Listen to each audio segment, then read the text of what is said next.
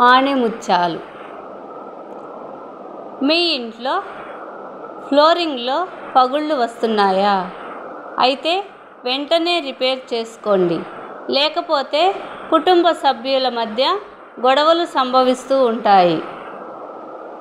మీకు ఏదైనా సమస్య తలెత్తితే ఆ సమస్యలు కాగితంపై రాసుకొని ఆ కాగితాన్ని ఏనుగు ముందుకు కదులుతున్న తొండం ఎత్తిన బొమ్మ తొండానికి ఎర్రటి రిబ్బన్తో కట్టండి. ఆ సమస్యలు అన్నిటికీ అదే చూసుకుంటుందన్న భావన మీలో కలిగి ఆత్మస్థైర్యం వల్ల మీకు ఆ సమస్య త్వరగా తీరుతుంది. మీ వ్యాపార సంస్థల్లో కానీ, షాపుల్లో కానీ, ఆఫీసుల్లో కానీ వాయువ్య గదిలో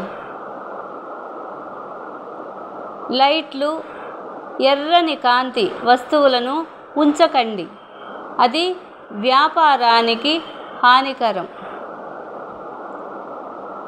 ఉత్తర దిశలో ఒక వెడల్పాటి గిన్నెలో నీరు పోసి లోహంతో తయారు చేసిన తాబేలును ఉంచండి. అందువల్ల మీ వ్యాపారం దినదినాభివృద్ధితో లాభాల బాటలో పయనించగలదు.